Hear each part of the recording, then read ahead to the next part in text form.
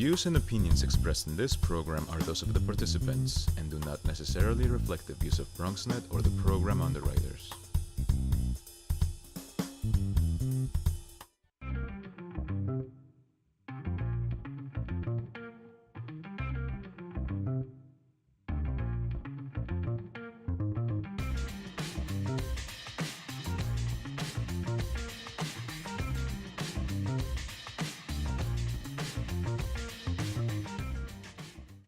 Hey there, we are ready for the Bronx Buzz. This is always the favorite show that I have so that I get to talk to my friends and folks who are in journalism and in Bronx journalism, and they cover Bronx news and all different Bronx events. And we give you a little insight as to who they are, what they're thinking about, what they're writing about, and let you learn a little bit more about the media and what you're understanding in the borough of the Bronx. And tonight we are thrilled because our buddy Sarah Valenzuela from the Bronx Times is here. Nice to have you back, Sarah. Always a pleasure. It's always great. Things have been good at the paper. You've been busy. You've been very busy. Not that busy. I don't know. You tell me. Since all the community boards and everyone else is kind of winding down for the summer, it's our last chance to get everyone while they're still here and not on vacation. Before they leave. Oh, yeah. But it's interesting when you're in media. I mean, like, we don't take time off. I mean, the paper, this particular paper goes every week, right? 52 yeah. a year. Yeah, just like our shows. I mean, I certainly don't take time. We make sure to provide programming. Some of the local, the not-for-profit papers do take a week or two off. So it keeps everybody busy. You had a couple of interesting stories. The one that I wanted to focus on first is a story. Now, is that this week's paper, right? That was last week's paper. See how up to date I am? About this idea of City Island traffic. And you have a story in the Bronx Times, I got it right here, that they started a petition drive. So I'm curious about the petition drive, and then I'd love to just chat a little bit about City Island traffic. So talk to me about what the petition drive is looking to do. So there was one individual, Dan Trieber, who was frustrated with the traffic, both going in and out, on and off of the island. Kind of just put his foot down and said, well, I think I have an idea of how this can be addressed. So he started a petition on his own to try to get some of his other neighbors and other just community members involved. And so far, it's gained a lot of traction. A lot of people are interested in what he has to say. What's the idea? We want ideas. We love ideas. The idea is that more increased police presence on that island to help regulate traffic flow on more weekends would be beneficial to addressing that problem. So for right now, the 45th precinct has their traffic plan for monitoring the heaviest parts of traffic. It's on the weekends in July and August.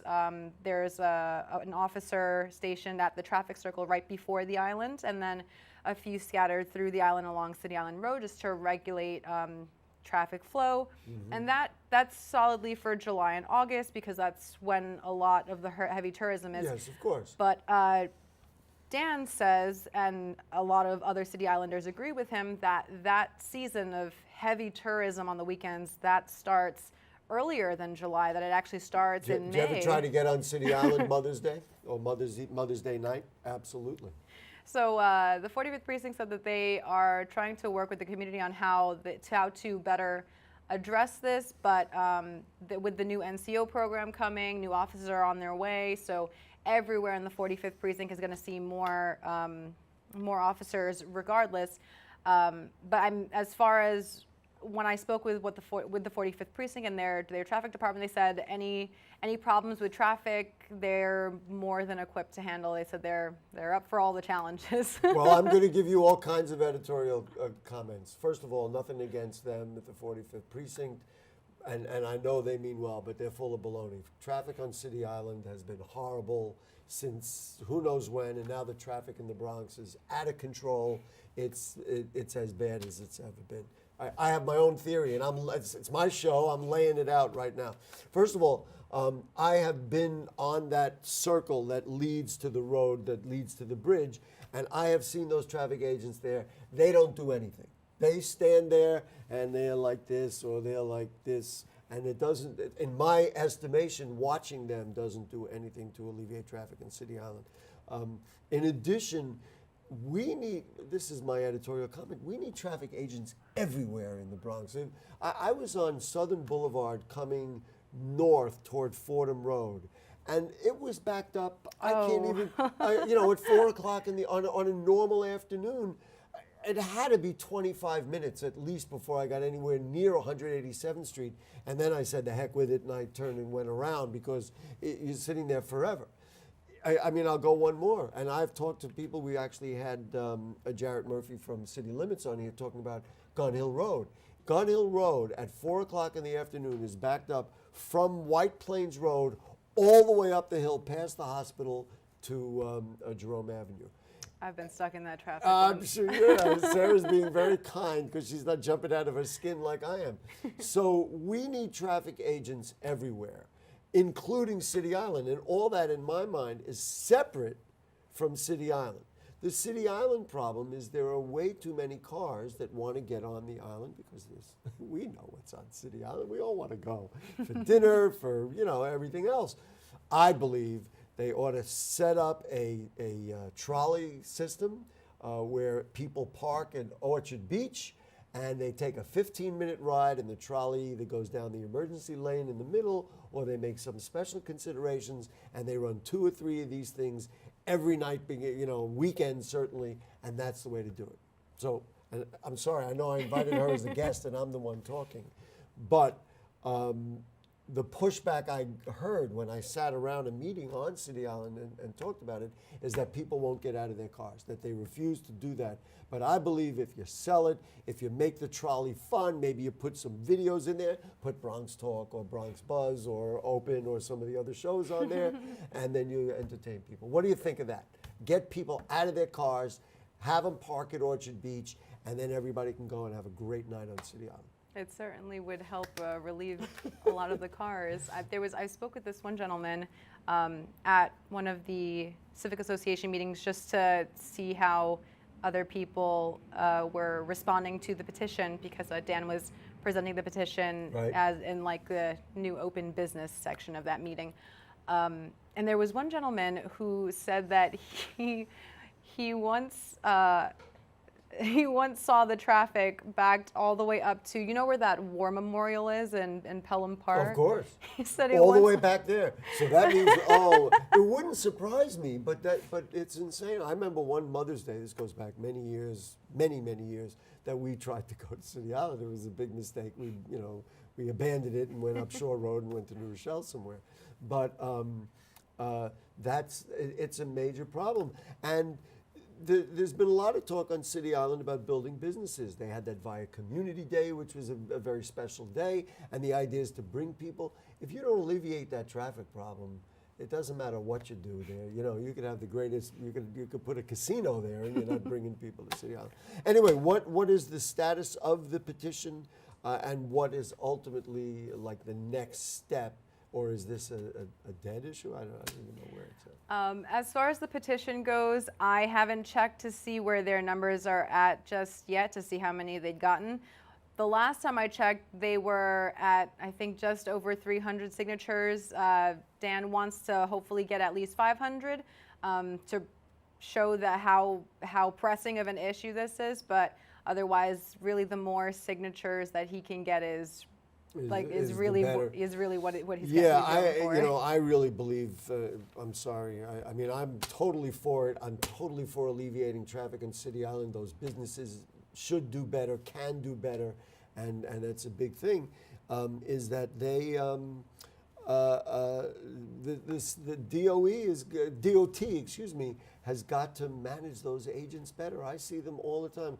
Actually, you leave where we are. We're at Mercy College and the Hutch Metro Center, and you go back toward the Hutchinson River Parkway. There's like 4 agents there, and they just kind of stay there. Once I was getting ready to make the left, there's a bus coming this way, and the traffic agent is like... Anyway, I'm sorry, you tapped this story, which is in the Bronx Times, tapped right into something I'm obviously very interested in. Another story you did, and you were just telling me, I think this is adorable. And this was the pools program. Obviously, the summertime is here, And you did a story at a pool, and there is this adorable picture. I don't know which camera I'm holding it up to. Here it is. This adorable picture of a youngster. We have his name, David Rivera, jumping into the Mapes pool on its opening day. We have the reporter here. There's a story behind it. What's the story? So the New York City Parks and the mayor's office put together this new pool to revamp one pool in every borough. It's part of this Cool Pools NYC program. They didn't really do much like restructuring. There was nothing with construction. There was no outside. At the Mapes pool. At all of them, at all of them. But so there was really nothing more than redecorating it and revamping it, making it look and feel more welcome. If you look at all the New York City public pools run by the parks, they all kind of have that same feel. That none of them, I mean, they're all maintained, obviously, but they all kind of look the same, like kind of grayish, scalish color set. So they figured, well, what can we do to make it even better for a community that really deserves it? So really attract them to the water. And so they repainted this. They repainted the entire thing. There was just all the orange and yellow and bright blues and murals Sarah everywhere. Covered the story and was dying to go for a swim. I was. It was really hot that day.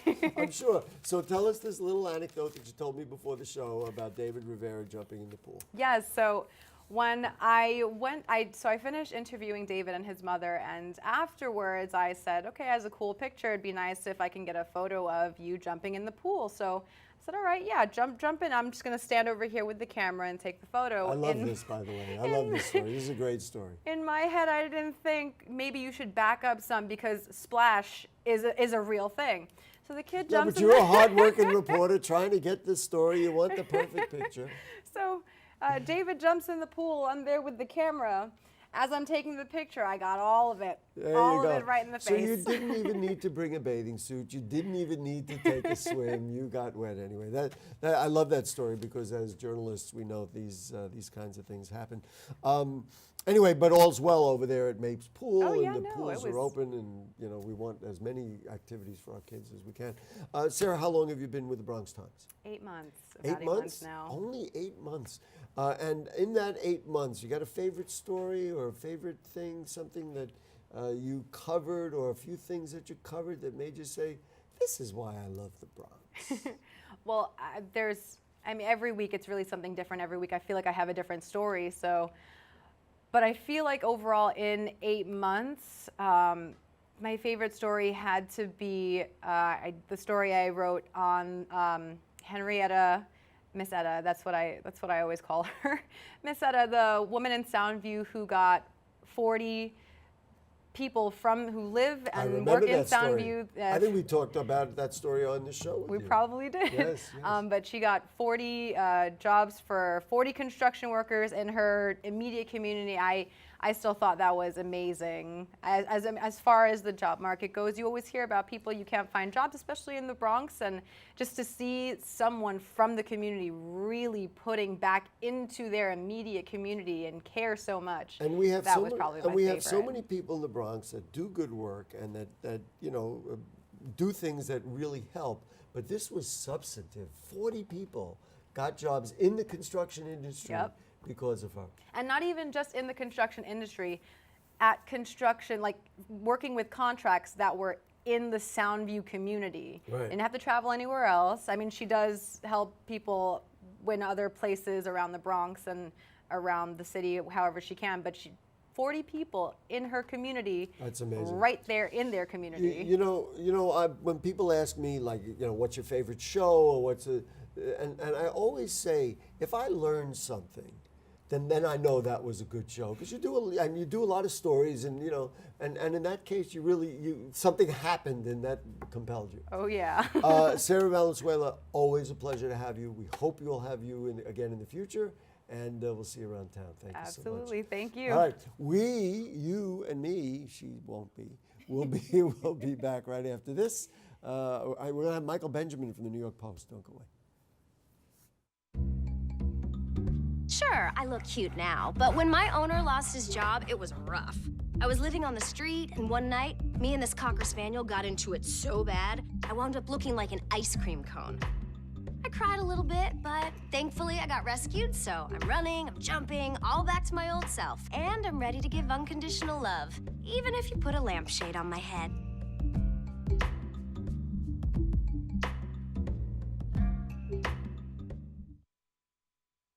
It's not always easy being a dad. Do you have panda asthma too? Does that run in the family? This is the home of the most priceless kung fu artifacts. But when you make an effort, Dad, we're not supposed to touch anything. Oh, sorry. Go along, son. it's always worth it. Whoa, master! The smallest moments can have the biggest impact on a child's life. Take time to be a dad today. I am gonna get you. I'm gonna get you. Call 877-4DAD-411 or visit fatherhood.gov to learn more.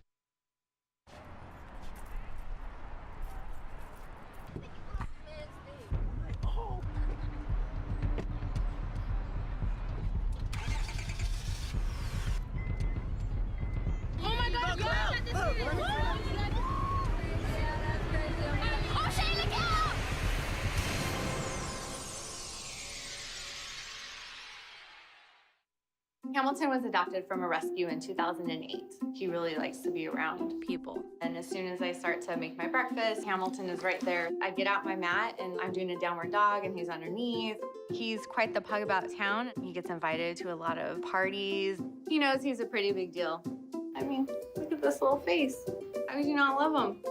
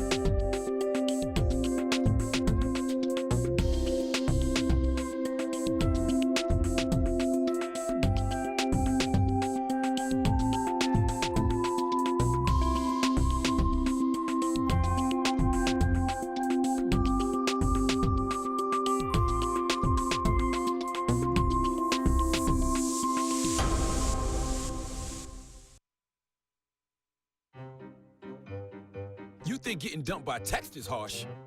Try getting dumped by a tennis ball. My ex-owner drove me out to the woods, yelled fetch, and by the time I brought the ball back, he was gone. Yeah, I was pissed. But the folks at the shelter helped me let go of my anger. I learned coping skills, like taking it to the hole. Boom! Now I'm ready to fetch again. But how about I throw and you run and get it? Hey, it's Ava, and this is Tess from Vivo's Do It Yourselfie, where we recreate the hottest looks from today's biggest music videos. After cleaning out our closet, we have a lot of clothes we don't wear anymore. Like this old t-shirt. It's not garbage, it's actually a brand new rug.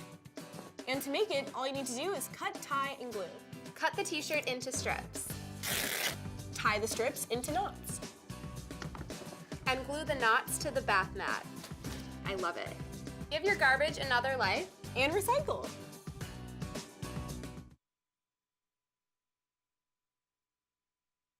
We are there, day one, with baby names and a gift that lasts a lifetime. We are there as you grow, protecting you and those you love. And we are there as you start your next chapter. We are with you through life's journey. We are Social Security, securing today and tomorrow. Get to know us at socialsecurity.gov. This video produced at U.S. taxpayer expense. Okay, back with you on the Bronx Buzz, and it is my pleasure to welcome in my good friend, longtime friend, who used to be an assemblyman, but now he is one of the members of the editorial board at the New York Post. It is Michael Benjamin, and he's on the phone with us, I guess, from Lower Manhattan. Where are you today, Michael? Yep, I'm at the office today. At the office today. All right. What's the buzz about today at the New York Post before we get into any substantive issues? What are they gabbing about the editorial board? The resignation of Scott Pruitt. Oh, I didn't realize. I've been out of touch. So Scott Pruitt resigned. How fascinating. Finally resigned. The president tweeted that he accepted his resignation.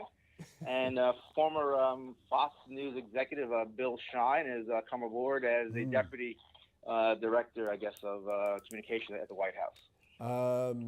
Okay, and did they offer a replacement at the EPA? Not yet. Yes, the deputy, who I just read about. He's a former coal lobbyist, so he's really no different than Mr. Pruitt was. Well, They're maybe same- maybe the same one old. difference was that he wouldn't be playing for himself policy aside. I mean, the issue Yeah. with Scott Pruitt is everywhere you turned, he was using the position as his own private development program. Yeah, So, poster boy for a swamp creature incredible. that the president allegedly is opposed to. Yes, I didn't call you to talk about that, but it is a reality. What I really do want to talk to you about, and you've been involved in Bronx politics for a very long time, and you know what's going on. The defeat of Mr. Crowley, Joe Crowley, by Alexandria Ocasio-Cortez is, I think, one of the most fascinating developments in Bronx politics in a very long time. So let's just open it up and give you a general question. What do you think? What are your thoughts on what happened? I think two Democratic organizations, Bronx County and Queens County, got surprised by a candidate who had a good message, had organization, and did what any challenger ought to do when you're challenging an incumbent. You bring your votes to the fight. She brought out more. She had more votes than Congressman Crowley brought out, and that's why she won. That's just basic. Yeah, pretty basic arithmetic there.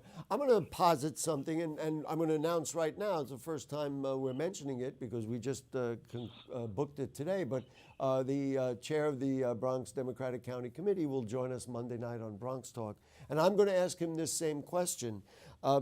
Do you think that Crowley lost for the same reasons that Hillary Clinton lost? And I'm going to give you a couple of examples of what I'm referring to. Number one, he and she did not take care of parts of their constituency that were important and that were going to come out to vote and were prepared to vote the other way. And so they almost realized too late that, gee whiz, we kind of didn't really lobby these people.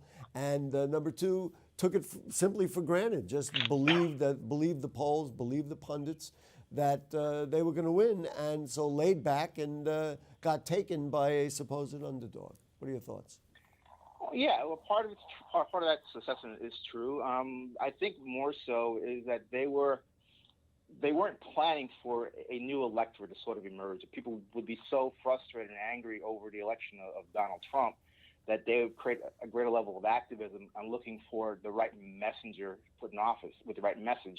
And Alexandria Ocasio-Cortez happened to be the person in the right place at the right time with the right message at this era where folks are angry and are looking for somebody to carry the message forward in the fight against Trump. Mm-hmm. And she put that forward. And she also found the electorate that the older folks aren't looking at, that your traditional polls, telephone polls and other polls, don't take into account younger people. Right. And she was able to reach them on a regular basis and to bring them out to the polls. Yeah, it's not a large number, but well, in that election, you don't need a large number. Right, but she also was able to grow the electorate, not by it wasn't in comparison, let's say, other districts, but she grew by 67%, 2/3 more than came out, either on an average Bronx congressional primary or the last primary, I believe, 2004, that Mr. Crowley faced. Right. She brought up more voters, and she brought the voters, many of them for herself, and that's how you win an election. She had a good message. She was able to organize, do door knocking with her volunteers herself, and then volunteers, and then good messaging, and was able to bring out that vote. And I think Crowley also overlooked, as I understand it, folks in Sunnyside and Astoria who are younger and are anti-Trump and were looking for somebody to carry that, who are not necessarily Latinos or African Americans, but I'm told, from what I've read, younger whites who are interested in politics now and want to send a message and want somebody in Congress who's going to represent their current particular needs. I think like the generational vote that resulted in Bill Clinton defeating, the last, World War II president.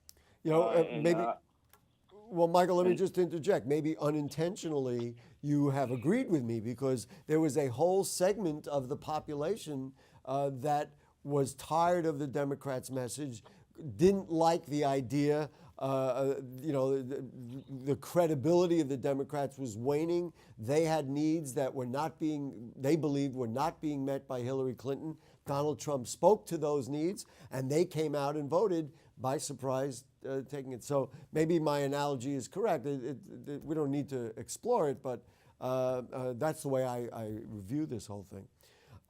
Yeah, but I think the two different types of electorate, who voted for Trump as opposed to this particular electorate that voted for Ocasio-Cortez over Joe Crowley, a much older Democrat who was not in touch necessarily with the new younger voters or the older voters who themselves are looking for a champion in the Trump era. How much do you think she is getting publicity all over the country, if not all over the world? How much do you think her influence and her, for want of a better term, left-handed platform will influence the Democratic Party in the long run, and then ultimately potentially influence what happens in the midterms?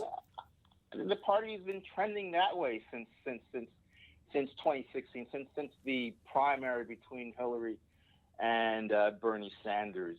If you look at who now lead the Democratic Party, Tom Perez, the congressman from Minneapolis, whose name escapes me right now. They're both very much to the left of where the party was, let's say, even 2, 3, 4 years ago. So the party is moving in that direction. We'll see what happens. I mean, and she sort of has become the face of what could be the new Democratic Party left, I guess. She's been the most successful so far. She happened to win in the number one media market, so of course she's going to get coverage. So that doesn't hurt. Had she done that in some small town in Indiana, yeah, it would have been something, would not have been the huge blip it's been because of New York City media being here and can talk to her all the time and make her part of the news, and then run with that, and plus her other story that she has going on. Right. Anyway, we're almost out of time, Michael. Republicans are casting this as the worst thing that could have happened for the Democrats, because now, we will be able to, attach the liberal word to them. Do you think it helps or hurts them in the midterms? And we got to be quick. So what's your answer? Well, we haven't seen what the rest of the lineup is going to look like. I mean, a lot of primaries haven't been held yet. And there's no Democratic platform for running for Congress. So they're all running as individual actors in individual districts and individual states. So a lot of it's up in the air. And I think Republicans can be weak in many of these swing districts. Michael, we got to run, though. Michael, we got to run. I'm so sorry. You and I could have this discussion. Maybe you ought to come over here. We'll have some lunch and have the whole discussion. But thank you very much for your time today. And we'll continue it. It's going to go on. And as I mentioned, thank you very much, Michael Benjamin from the New York Post. And as I mentioned, we will have Marcos Crespo to talk directly about all these issues on Bronx Talk Monday night at 9 o'clock. So that's it for the Bronx Buzz. See you next week. Good night.